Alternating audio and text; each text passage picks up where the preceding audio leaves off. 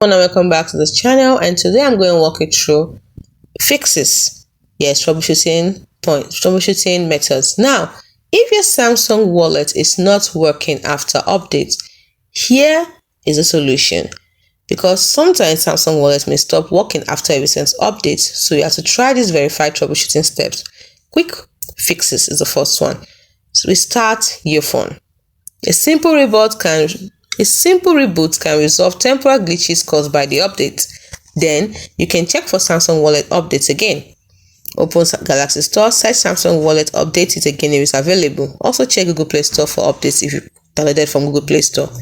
Then you can clear the Samsung Wallet cache and data by going to settings, tapping on apps, tapping on Samsung Wallet, choosing storage and choosing clear cache and then clear data. Note that clearing data will log you out, so you have your credentials ready to log back in. Now those are for quick fixes. Now if that doesn't work, you can go for advanced fixes. Now the first advanced fix you need to do is reinstall Samsung Wallet. So uninstall the app and reinstall it from the Galaxy Store or Play Store. It depends on where you downloaded from. Then the next step you need to take is to check Samsung Pass or fingerprints or PIN issues. If biometrics fail, re-register your fingerprints or reset Samsung Pass. How? By going to settings, tapping on biometrics and security, and tap on update credentials. That is, actually, when you get to biometrics and security, just simply update your credentials. Do the fingerprint scan again and every other thing you need to do there. Then step 6 is to disable battery optimization for Samsung wallets.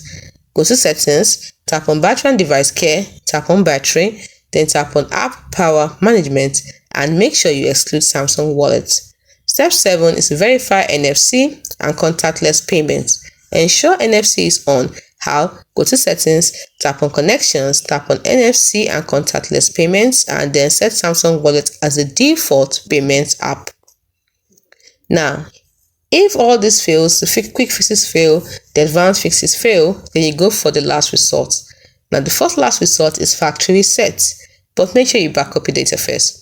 If the app still crashes, a factory reset may fix deeper system issues.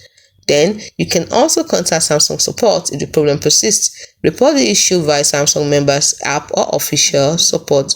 Hope you found this video helpful.